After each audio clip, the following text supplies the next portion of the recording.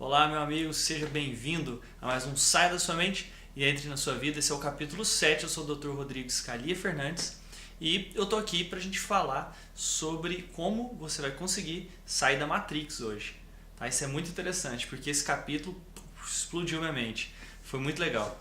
E do que ele fala? Bom, se você está acompanhando, você viu os outros capítulos, nós estamos falando de uma série de coisas a respeito do nosso pensamento, de como que a gente fica fundido e fudidos pelos nossos pensamentos. Porque ele acaba criando o que a gente chama de autoconceitualização. Ou pelo menos foi a tradução que eu fiz para o português.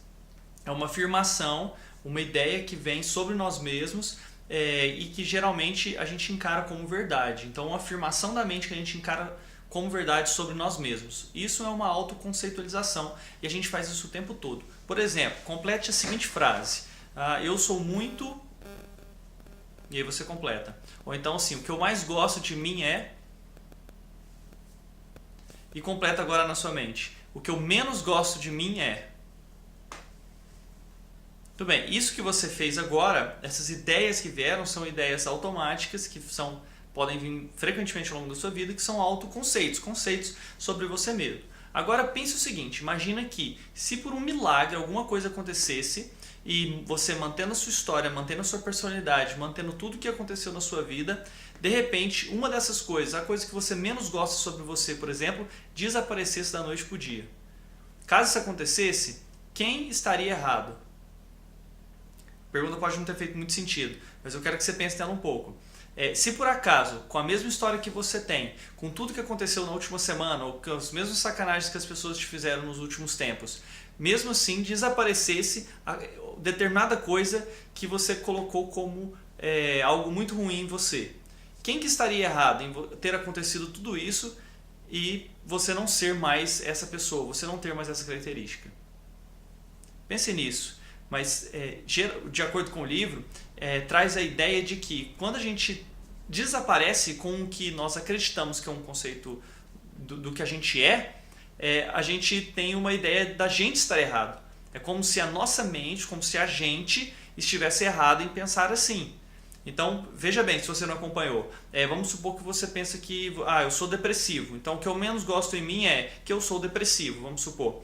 E aí, de repente, com a mesma história, eu sou depressivo porque meu pai fez isso, porque minha mãe fez aquilo, porque o meu marido separou de mim, me traiu por causa disso, porque meu chefe isso, meu chefe aquilo. E aí você tem toda uma coisa explicando por que você é depressivo. E de repente, você deixa de ser depressivo. Então, mesmo o marido traindo, o chefe fazendo isso, o chefe fazendo aquilo, você não é depressivo mais. Então, dá a ideia de que você estava errado. O seu eu que acredita que você é depressivo estava errado. Isso quer dizer que existe esse incômodo que dá na gente estar errado, mesmo que seja por algo que faz a gente sofrer, faz com que a gente tenha um investimento naquele rótulo que a gente produz para nós. Então, qualquer um desses rótulos, seja bom ou ruim, que você colocou nessas frases que eu falei, você tem um investimento mental em estar certo, em provar para si mesmo, para alguém, ou para não estar errado em relação a esse rótulo, mesmo que seja um rótulo que te faz sofrer. Então, se tem algum conteúdo que você está com muita fusão nele, que você está fundido a ele, você acaba investindo energia naquele conceito. Vamos supor que seja o autoconceito. Eu não sou digno de amor, o meu parceiro não me ama, ele vai me trair com outra pessoa. Mesmo que ele te cause sofrimento, esse conceito, essa ideia te cause sofrimento, se você estiver muito fundida a ela, a fusão for muito grande, você está investindo energia nela. E aí você não consegue ser realmente uma pessoa interessante para que você confirme, em certo nível, esse conceito sobre você. Parece muito complexo, mas na verdade não é. Essas relações verbais, se a gente acredita muito nelas, a gente acaba investindo energia em mantê-las, mesmo que seja algo de sofrimento. Se você tem a crença que você é vítima de tudo, que você é injustiçado, você vai distorcendo o seu mundo, você vai distorcendo os fatos para comprovar aquela ideia de você. Então essa é uma parte literal dos seus pensamentos que você fica tentando confirmar que é aquilo mesmo. Meu professor me persegue, todos os professores me perseguem. E aí você vai encontrando elementos do mundo, da história, para concordar com essa afirmação que você fez, com esse conceito que você criou sobre você. Sendo ele bom ou ruim. Porque pensa, por exemplo, se você pensou, a coisa que eu mais gosto em mim é que eu sou gentil. Você é gentil o tempo todo? 100% do tempo com todas as pessoas? Mentiroso se você falou que porque você não é. Você não é nenhuma coisa boa o tempo todo e nenhuma coisa ruim o tempo todo. Então o conceito seu de ansioso ele não serve para todos os momentos da sua vida. O conceito de depressivo não serve para todos os momentos e nenhum conceito de gentil. Então ao você colocar em um sumário, em uma frase, tudo que você está evidentemente cometendo um erro, independente se isso seja bom ou ruim. Qualquer um dos conceitos que você colocou como os conceitos que mais te fazem sofrer, lá no capítulo 1, você está errado em algum momento com esses conceitos. E isso quer dizer que você falar eu sou isso ou eu sou aquilo nunca é totalmente verdade. Ou seja, as difusões do pensamento, as técnicas que nós começamos a ver no capítulo passado, eles ensinam como a gente despregar do nosso pensamento e conseguir observar esses pensamentos de uma certa distância. Só que o problema se a gente começa a difundir o pensamento e ver que nós não somos aquela coisa, se a gente começa a perceber que a gente não é nem isso e nem aquilo, nem a coisa boa e nem a coisa ruim, e se de repente todos os conceitos que a gente tem sobre nós, a gente começar a desfazer um a um e não sobrar mais nenhum. Assim, eu não sou isso, eu não sou isso, eu não sou isso, eu não sou nem gentil e nem mal educado, eu não sou nem isso nem aquilo, o que eu sou então? E aí vem a grande pergunta, quem somos nós? Afinal, quem que é que está me escutando? Se nós não somos nossos pensamentos, quem nós somos? E aí fica essa grande ideia e talvez se você não completa com alguma coisa, você pode vir sentir um grande desespero, um grande vazio, uma grande angústia de saber, afinal de contas, quem você é. Então, essa teoria que baseia o ACT, ela tem, nessa teoria existem 3 eus. Então, embarca comigo aqui, vai ser um pouco abstrato, mas se você ficar comigo, eu tenho certeza que você também vai tomar essa pílula azul e vai embarcar sair dessa Matrix e ir para um outro tipo de vivência. Tá? Então, qual que é a ideia? Nós temos 3 eus. Primeiro, o eu conceitual. O que é o eu conceitual? É um sumário de todas essas afirmativas que você faz sobre você. Eu sou um homem de 30 e tantos anos, casado, que tem tantos filhos, que eu sou médico, sou psiquiatra, sou não sei o que, sou não sei assado, sou isso ou aquilo, bom ou ruim, sou educado ou sou mal educado, sou inteligente ou sou burro, sou gordo ou sou magro. Todos esses conceitos que você tem um sumário deles na sua cabeça e isso fica ali alimentando e quando você está muito fundido com seus pensamentos, aquilo passa a ser o que você acha que é você. Então você é um sumário de todas essas afirmações. E no ponto de vista do eu conceitual, ele é o mais perigoso. Por quê? Porque se você é aquilo que o seu pensamento produz, você pode sofrer muito. Se você está fundido com o pensamento de que você é depressivo, lascou. Porque aí você não consegue se diferenciar desses pensamentos de depressão. E o problema é que o eu conceitual ele é resultado de histórias, ele tenta achar uma narrativa coerente da sua história com os seus pensamentos, com os seus sentimentos e ele constrói uma história. Só que essa história ela é ao mesmo tempo coerente, mas ela é confortável, mas à base de ser sufocante. Né? Ela prende a pessoa naquela história. Ela só pode ser fruto, os conceitos só podem ser frutos do que aconteceu, do outro, dos fatos, dos pensamentos, dos sentimentos. Então, ao acreditar que você é esse eu conceitual, você é a soma desses pensamentos, você acaba se colocando numa enrascada, porque você tem que sustentar todos esses sumários que você faz. Então, se você pensa, eu sou depressivo, se vem esse pensamento, se você tem sentimentos de depressão, então você não tem outra coisa para fazer. Né? Acabou, já era. Você é aquele eu depressivo e ansioso e tudo mais. Então, esse é um dos eus que existem, o eu dos conceitos. E é aí que várias psicoterapias ou aquela programação neurolinguística, ela tenta agir nesses conceitos que você tem sobre você. E, de certa forma, viver aqui é como se você estivesse vivendo na Matrix. Você está vivendo num mundo superficial do que os seus pensamentos e do que os seus sentimentos produzem. E agora existem outros eus. Um eu que é o eu processo, tá? Ele chama um processo constante de autoconceito, de autoobservação.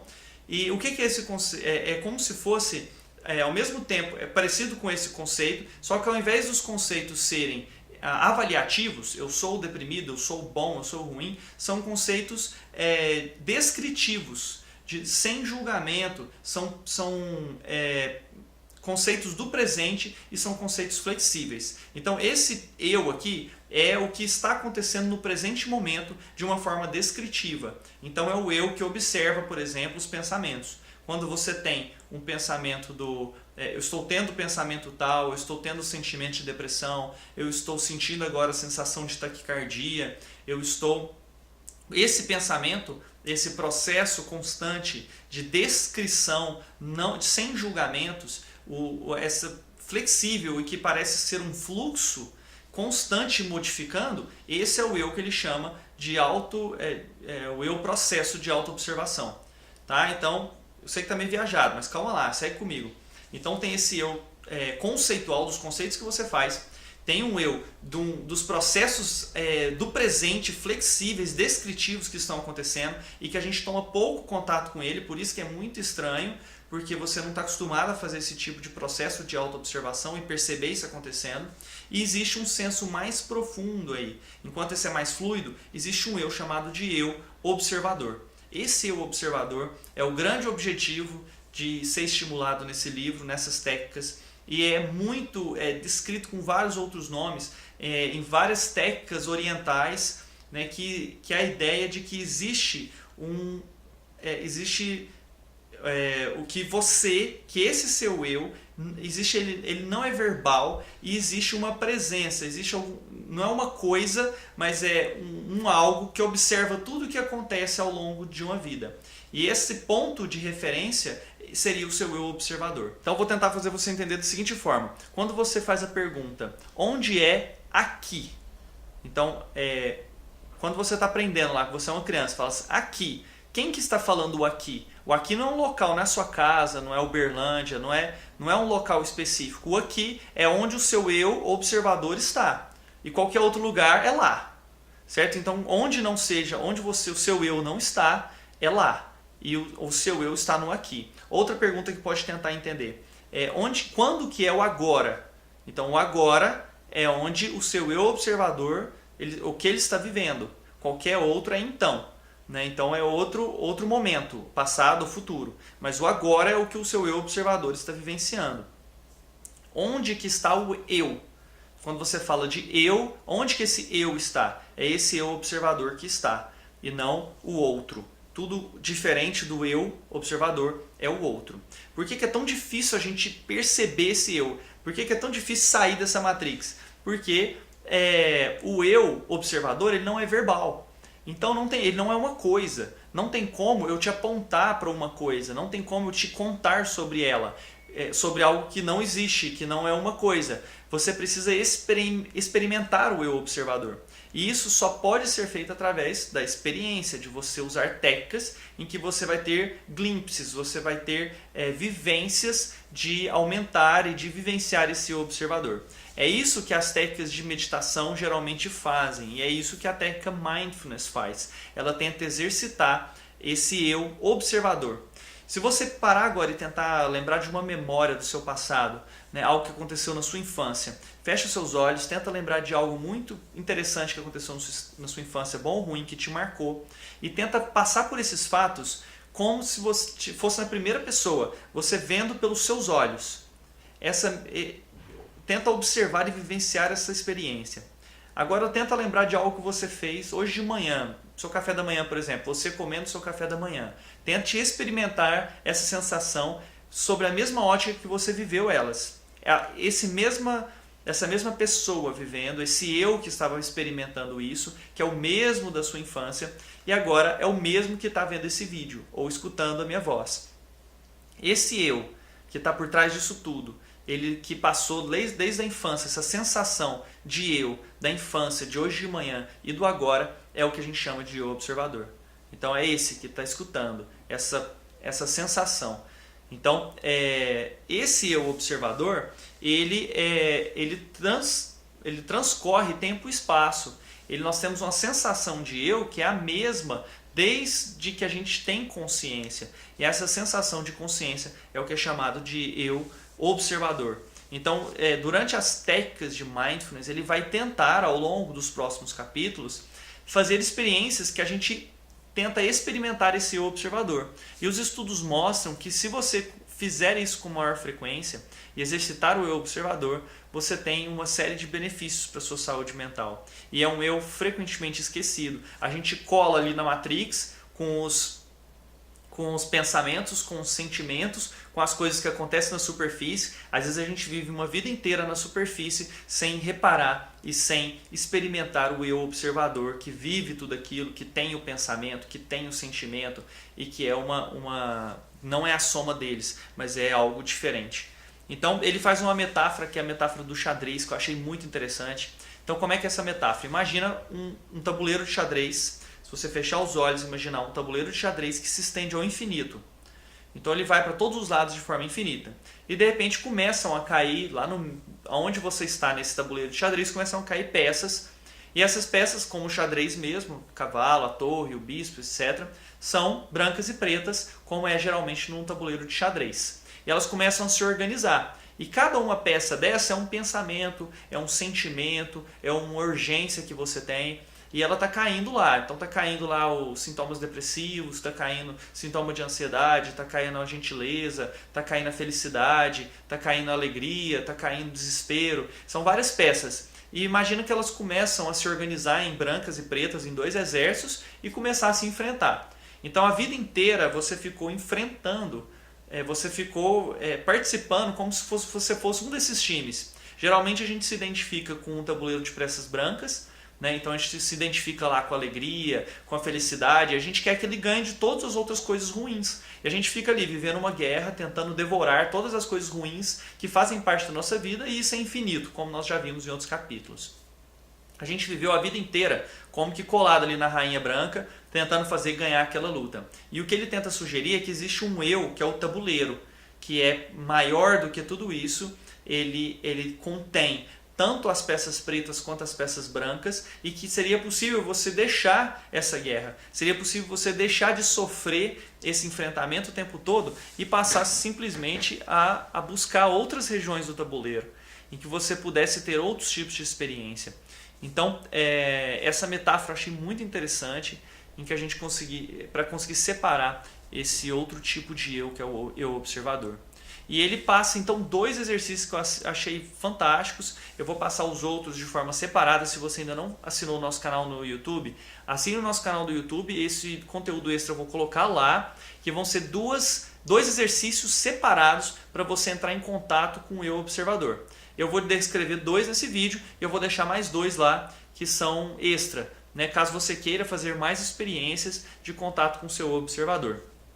O primeiro exercício, ele chama Eu Não Sou Isso.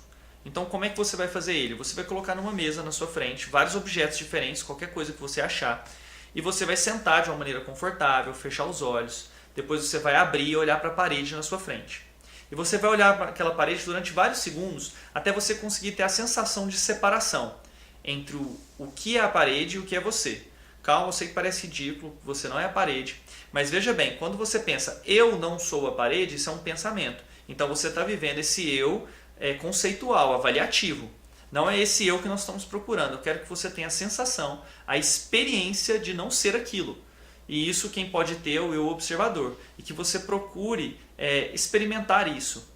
Depois você vai olhar para cada um desses objetos que você tem na sua frente, aí na mesa, e você vai olhar para eles até você conseguir ter essa separação novamente. Até você sentir que isso modificou, que você não é cada um desses objetos. Tá? Então você primeiro vai olhar devagarzinho, não tente acelerar esse processo, olhe para aquela coisa, esperando essa sensação, essa experiência de que você não é aquilo. Tá? E que você está separado daquilo, e aí você passa para outra coisa.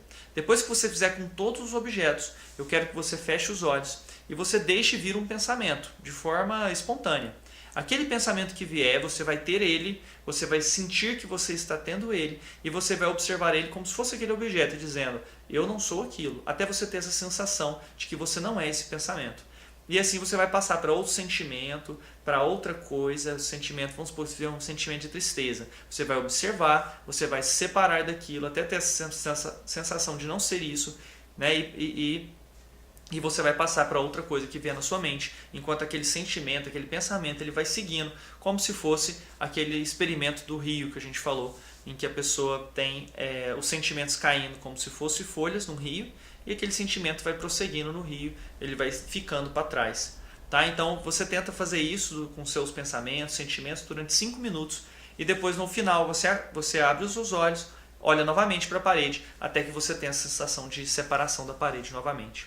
Se em algum momento durante esse experimento você se pegar pensando em alguma coisa, isso é muito comum, isso vai acontecer sempre, do nada você embarca num pensamento aí e começa a fazer tipo, nossa, eu estou perdendo meu tempo, que baboseira, que besteira. Se isso começar a acontecer, você pega aquilo, tenta separar daquilo e fala, ó, eu tive um pensamento de que isso é isso, isso e aquilo, tente se separar disso e perceber, você não é aquele pensamento. Tá? Tentar se separar até que você consiga experimentar alguns glimpses, alguns vultos desse observador. Segundo exercício que eu quero que você tenta chama colocar os seus pensamentos no tempo. Tá? Para isso no livro ele usa uma escala, só que eu quero facilitar isso de uma maneira que você use o seu próprio corpo, para que você possa fazer isso em qualquer lugar que você esteja. Se você estiver esperando numa fila, se você estiver tomando banho, se você estiver num momento desagradável ou agradável, você pode tentar esse experimento. Como é que vai ser? Cada um dos seus ossinhos da mão, ele vai ser um tempo, uma linha do tempo.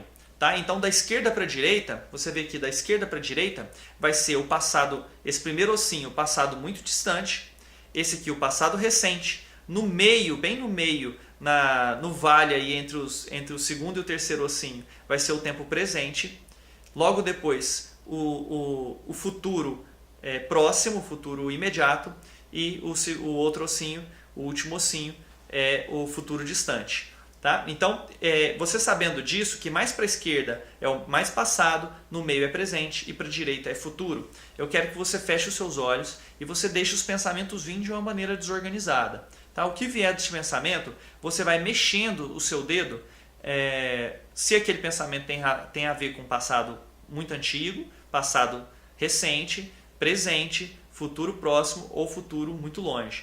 Tá? E você vai movendo a sua mão, nos seus ossinhos aí da mão esquerda, de acordo com se aquele pensamento é mais para o futuro, mais para o passado e mais para o presente. Tá? Se aquele pensamento for um pensamento imediato, você deixa no presente e assim por diante você vai mexendo o seu dedo de uma forma natural aí na sua mão esquerda. Depois que você fizer isso por 5 minutos, eu quero que você tente, de uma forma gentil, não forçada, focar no tempo presente. Se você vier com um pensamento, por exemplo, nossa, eu não estou perdendo tempo, amanhã eu não vou conseguir, eu tenho muita coisa para fazer. Uma forma de você voltar para o tempo presente de uma maneira tranquila é pensar, eu estou tendo um pensamento de que eu não vou ter tempo para fazer todas as minhas coisas. Então você registrar que está tendo um pensamento é você ficar no tempo presente. Ao contrário de quando você está pensando, quando você está comprando o pensamento, você está no tempo futuro. Então você tentar de uma maneira sutil, checar que está tendo pensamento, sentimento e voltar para o tempo presente. O que está acontecendo no seu corpo, o que está acontecendo no ambiente, e o que vem de pensamento, tudo isso é tempo presente. E lembre-se que se você ficar forçando a barra, por exemplo, se você ficar pensando o tempo todo, eu não estou conseguindo, na verdade você está no tempo passado. Ou eu preciso conseguir, você está no tempo futuro. Então tente, na verdade, ficar no tempo presente, ok? Bom, pessoal, nós estamos começando agora uma técnica que vai conseguir tirar a gente de uma realidade que nós estamos e ir para outra. E essas técnicas são técnicas que a gente chama de mindfulness. Tá? E isso pode ser praticado em qualquer momento do seu dia. Eu vou deixar mais 2 no YouTube para quem quiser acompanhar. E nos próximos capítulos ele vai ensinar mais técnicas de mindfulness. Isso só vai fazer sentido se você tentar. Se você não fizer isso, se você não tiver a experiência que eu estou falando, você vai se lascar, porque você não vai conseguir sair dessa matrix, vai viver no campo dos seus pensamentos aí, muito infeliz provavelmente, ou com alguns momentos de felicidade, outros de tristeza, com essa bagunça toda, sem poder sorver essa experiência que é a do eu observador, que eu acho fantástico. Então embarca comigo, eu sou totalmente novato nessa área, não sei nada de mindfulness, estou aprendendo ao longo do livro e estou aprendendo com vocês. Se você curtiu esse vídeo, compartilha, dá o like aí, ajuda a gente que esse conteúdo chegue em outras pessoas. Um grande abraço.